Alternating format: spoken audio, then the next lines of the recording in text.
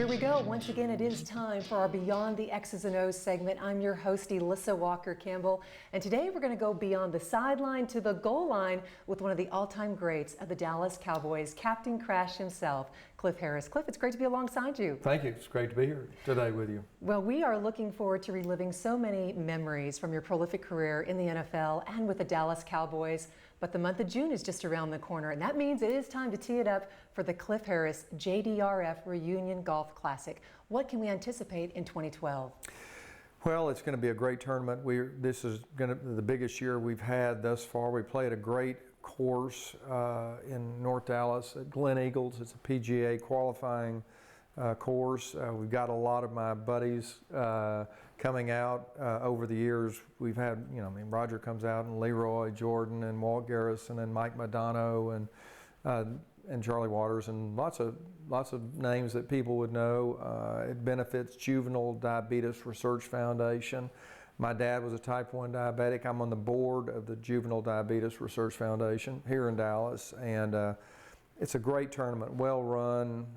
Big sponsors are Coca-Cola and Oakley, and so we do a really, really good job. Everybody has a great time. And Cliff, I was going to ask you, what was the inspiration behind the tournament? Because finding a cure for diabetes, that's something very personal to you, and this is a tournament that's been around for a long time. In fact, it's been going strong since 1991. Right, and well, I have a passion for I really feel like that we can beat diabetes. It's kind of a two-prong attack.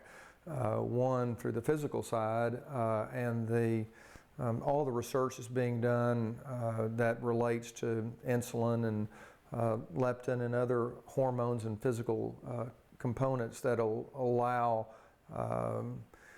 you to beat or diabetes through stem cell research as well. Plus there's the mechanical side, if you will, and that's the artificial pancreas that they're doing amazing research on these days, and till microtechnology is just amazing what they can do with the controlling of the insulin and sugar levels in the body, and that's what it's all about. And I saw my dad give himself shots every morning. I saw insulin. I saw him go into insulin shock. I saw a lot of, and he lost his vision. Didn't see me play in my career in any of my Super Bowls. So I have a real passion for this, and I really want to beat this disease if we can, and that's where this money is going. Very high percentage of the proceeds in JDRF go to research, directly to research, and not G&A. And Cliff, throughout the years when I have interviewed you on my radio show, that's one thing that is very close to your heart, is being committed to doing the right thing and giving back. Football has been an awesome platform for you, but you really do want to give back to the community here in Dallas. Yeah, it's amazing how long that, that I've been around and that people still remember those great days that we had during that time. But, that goes away in time, and the things that you do for your community and the things you can do. I certainly want to. I also help with the Fellowship of Christian Athletes, and a big supporter of a tournament that I have back in my hometown of Hot Springs, Arkansas. And those are kind of things that'll last forever, where your name doesn't. Well, I think what's neat, you were rattling off a list of all the celebrities that are going to be there. Former Dallas Cowboy greats, Roger Staubach, Charlie Waters, yourself, Chad Hennings is going to be there. Chad Hennings. But with me loving the game of basketball, I think it's pretty darn cool that Spud Webb is going to be teeing it up as well, the 1986 NBA Slam Dunk champion. Yeah, well, we hope that Spud comes this year. He's been in the tournament on and off over the years, and Ira Terrell just got the big SMU award. We're going to have him this year, and we've got our bowlers and baseball, and so there's it's going to be a lot of, it's always, everybody says a lot of fun, but it's well run. Oakley's our big sponsor. We're giving out Oakley sunglasses to all the players. So it's really a neat deal. And I think as a former athlete, that's got to be really cool for you this time of year to have the opportunity to catch up with so many of your former teammates and relive those stories and reminisce and talk about the good old days and playing for head coach Tom Landry. Well, that's why we call it the Reunion Classic. because definitely the guys are there that are they're classics, and because they've been around for a long time. It is a reunion that we get back together, and they were going to do interview sessions before the tournament, talk about the good old days and today's present time Cowboys as well. And it's always fun to get back with them, and because they're like your college friends. It's just a different era of time and of your life. It was a great era that we had with a wonderful bunch of guys during that Tom Landry era of the Cowboys. And once an athlete, always an athlete. It's great to go out there, and when they're teeing it up, hey, they're competitive too, aren't they? Oh yeah, they're competitive guys, and it's always fun. It hurts more today, than it did years ago, but it's always fun, and they have a good time with the people that are out there, because they've learned a long time. The players from my era, after you've out for a number of years, that you're really friends with the people. And it's like a reunion really of the people that watched us play, as well as the players there as well, because we're all kind of went through that time together, players and fans and coaches and and the media and everyone. We all went through a special era together. It's always fun with everybody to get back and talk about it. Well, Cliff, it really was a special time being part of a dynasty, in your 10-year career.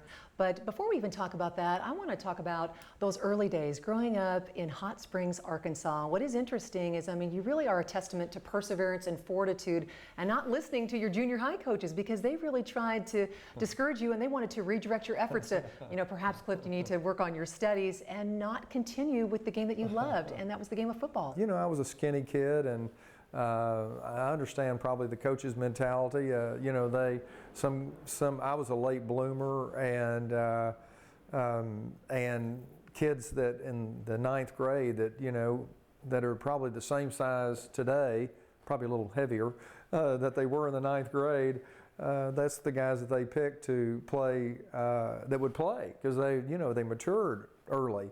Well, I didn't, and I was one of those guys that had a passion, but didn't probably have a lot of ability, and they said, hey, you need to go back and focus on your studies and quit football. What kept you motivated? What kept you going? And was that driving force behind you to continual belief that, I am going to play the game of football and I am going to be successful at it?